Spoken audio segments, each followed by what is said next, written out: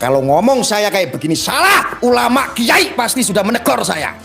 Kenapa malah ulama kiai para alim itu malah mendukung saya? Karena ini benar, tidak mungkin ini disampaikan gembar-gembor seperti ini oleh ulama kiai kita. Nggak mau ulama kiai yang alim mengotori mulutnya. Makanya saya korbankan mulut saya berbicara seperti ini untuk menegur para bajingan-bajingan yang menyamar menjadi ulama.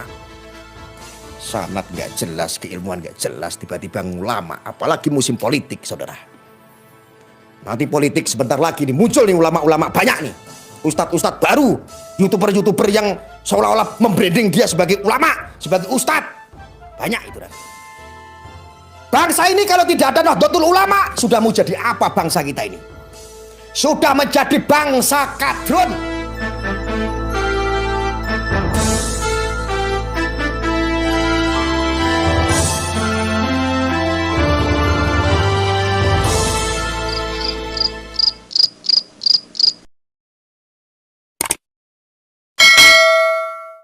Lagi mau pilpres, jualan agama lagi, politisasi agama lagi, mempolitisasi nasab lagi. Nah itu mempolitisasi nasab itu adalah alternatif supaya banyak pengikut, saudara. Coba kalau ente ngaku sebagai cucu Nabi, cepet saudara. Ente kalau ngaku cucu Nabi, langsung ente besok banyak jutaan orang menjadi pengikut ente. Kenapa? Ente dianggap cucu Nabi, kalau ngikutin ente bakal mendapat syafaat, masuk surga, saudara. Itu ulama bajingan. Sebetulnya ulama bajingan nggak ada, tetapi bajingan yang menyamar menjadi ulama. Tidak ada ulama bajingan, tidak ada. Yang ada adalah bajingan menyamar menjadi ulama. Kalau bajingan menyamar jadi ulama, pasti pikirannya bajingan. Karena kalau bakso itu pasti bilangnya so bakso, so bakso. Kalau orang jualan minyak, ya dia teriaknya nyak minyak, nyak minyak. Kalau seandainya Rocky Gerung itu bilang bahwa kepala negara itu bajingan, berarti memang otaknya Rocky Gerung itu bajingan. Apalagi ketika ada seorang Syarifah dari keturunan Ba'alawi, oknum bilang ini negeri-negeri bajingan, berarti memang gerombolan dan otaknya itu adalah bajingan. Rahma Ba'alawi oknum bajingan, karena isinya otaknya memang bajingan gitu loh. Jadi bisanya itu ya menghina negeri ini adalah negeri bajingan, kepala negara kita adalah bajingan, karena memang otaknya itu bajingan, jualannya ya bajingan. Hidup bajingan. Hidup bajingan.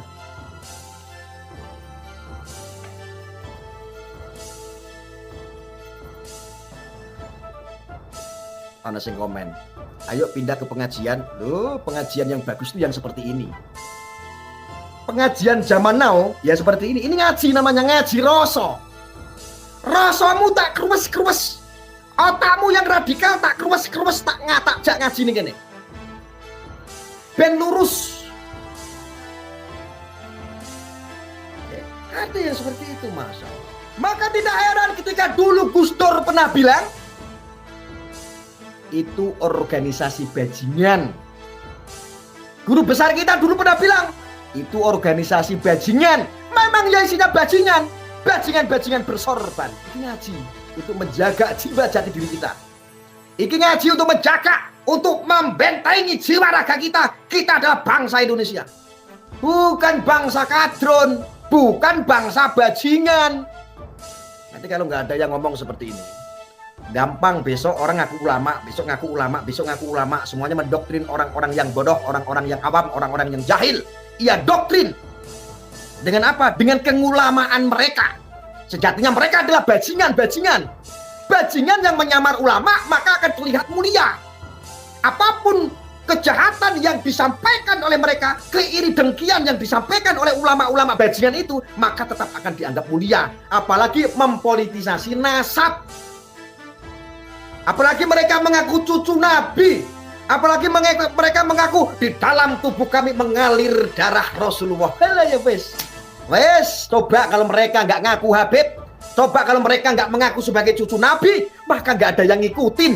Nggak ada yang demo-demo sebanyak itu. Indonesia hampir chaos waktu itu. Masya Allah. Indonesia hampir dibikin chaos oleh kelompok-kelompok ulama-ulama bajingan yang menyamar jadi ulama. Indonesia hampir chaos, dihajar, diberontak, dibikin kisruh sama bajingan-bajingan yang menyamar menjadi ulama. Masya Allah, mengerikan. Dan ini saya ngomong kayak begini tegas, kenapa? Menghadapi Pilpres 2024, siapa saja yang akan mempolitisasi agama akan berurusan dengan kami, Laskar NKRI, saudara. Khususnya akan berurusan dengan saya. Saya kuliti, saya habisi. Karena saya nggak terima. Khususnya anak-anak saya, saudara-saudara saya nonton ulama-ulama bajingan seperti itu. Akhirnya apa? Merusak akhlakul karimah keluarga saya, anak-anak saya, saudara-saudara saya, keponakan-keponakan saya. Tapi kalau orang Indonesia yang lain di luar saya, di luar keluarga saya, di luar saudara-saudara saya, di luar ponakan-ponakan saya hanya bisa menonton, ngasih aplaus, ya monggo silahkan. Berarti memang Anda tidak peduli dengan bangsa ini. Islam di Indonesia ini adalah Islam terbesar di dunia. Islam di Nuswantara ini, di Nusantara adalah Islam terbesar di dunia. Musuh kita bukan Kristen, musuh kita bukan Buddha, musuh kita bukan Hindu. Kalau itu dianggap musuh, maka Islam tidak akan pernah besar. Maka dulu para wali syah mendakwahkan merubah Indonesia yang mayoritas kepercayaannya adalah kepercayaan. Agamanya banyak yang Hindu, yang Buddha. Itu historinya ada, itu ada Candi Borobudur, ada Prambanan. Kenapa? Tanpa ada peperangan kok bisa negara Indonesia ini, Nusantara ini bisa menjadi Islam terbesar di dunia? Karena dakwah. Karena tidak pernah Islam menganggap mereka musuh. Musuh terbesar hari ini adalah kaum-kaum bajingan sendiri yang menyamar menjadi orang Islam. Rungokno nek ngomong. Wis to manut aku, penak-penak. Ora mungkin salah. Nek aku salah ra ya wis dilokke karo presiden. Kalau ngomong saya kayak begini salah, ulama kiai pasti sudah menegur saya.